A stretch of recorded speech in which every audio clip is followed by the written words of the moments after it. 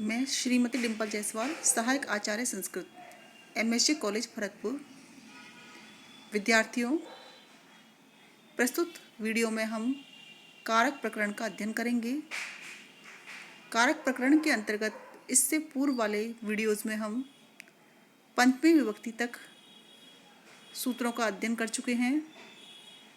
सूत्रों के माध्यम से किस प्रकार हिंदी से संस्कृत का अनुवाद किया जाता है उसका अध्ययन हम कर चुके हैं।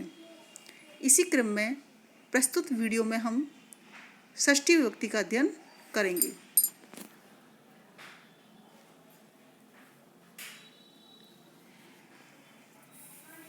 षष्ठी विभक्ति संबंध कारक। जब हमने कारक ज्ञान के संदर्भ में चर्चा की थी तो आपको बताया था कि संबंध को कारक नहीं माना जाता है। क्रिया जनकत्वम कारकत्वम के अनुसार क्रिया के जनक को कारक माना जाता है, यानी जिससे क्रिया का साक्षात संबंध होता है वह कारक होता है। इसके अनुसार संबंध का क्रिया से साक्षात संबंध नहीं होता, साक्षात अन्वय नहीं पाया जाता। इसलिए संबंध को कारक ना मान करके इसकी गणना विभक्तियों के अंतर्गत की जाती है। संबंध का चिन्ह काकी के है और इसके अंतर्गत षष्ठी विभक्ति का प्रयोग किया जाता है। इसका प्रथम सूत्र है कर्तृकर्मणो कृति। कृदंत के योग में कर्ता तथा कर्म में षष्ठी विभक्ति का प्रयोग होता है। कृदंत अर्थात जिसके अंत में कृत प्रत्यय होते हैं, तो ऐसे पद का प्रयोग होने पर कर्ता में भी तथा कर्म में भी षष्ठी विभक्ति का प्रयोग होता है। जैसे मोहनस्य कृति, मोहन की कृति। कृति शब्द क्री धातु इक्तिन प्रत्यय से बना है, तो क्री धातु में कृदंत का प्रयोग हुआ है, कृदंत प्रत्यय का प्रयोग हुआ है, इसलिए मोहन में षष्ठी विभक्ति का प्रयोग हुआ है। मोहन कर्ता कारक है, इसमें षष्ठी विभक्ति का प्रयोग हुआ है। जगत है कर्ता विष्णु, जगत का कर्ता विष्णु, करने वाला, उत्पन्न करने वाला विष्णु। तो जगतः कर्ता विष्णु, यहाँ पर कृदंत के योग में जगत शब्द में तथा जगत शब्द में षष्ठी विभक्ति एकवचन का प्रयोग हुआ है।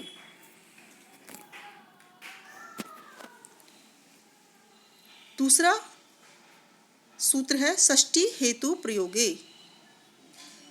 हेतु प्रयोगे षष्ठी। हेतु शब्द के योग में कारणता प्रकट हो तो हेतु तथा हेतु बोधक दोनों के योग में षष्ठी विभक्ति का प्रयोग होता है।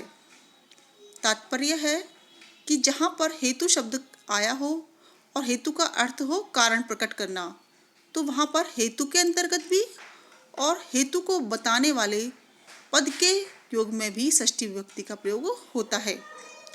जैसे अन्नस्य हेतु वसति, अन्न के लिए निवास करता है।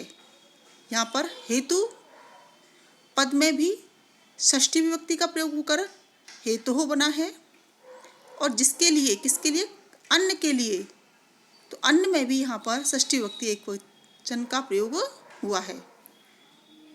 तो हेतु के योग में कारणता प्रकट करने के लिए षष्ठी विभक्ति एकवचन का प्रयोग होता है।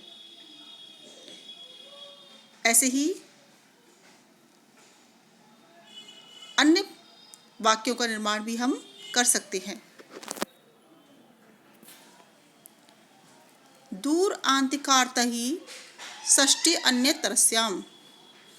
दूर और अंतिक, अंतिक में समीप, दूर और समीप अर्थ वाली शब्दों के योग में षष्ठी विभक्ति का प्रयोग होता है और अन्य तरस्याम पद का प्रयोग हुआ है। इसका मतलब है षष्ठी के अलावा अन्य विभक्ति का प्रयोग भी होता है। अन्य का यहाँ पर पंचमी विभक्ति, पंचमी विभक्ति का प्रयोग भी होता है। तो दूर और समीप अर्थ वाले शब्दों के योग में षष्ठी तथा पंचमी विभक्तियों का प्रयोग होता है।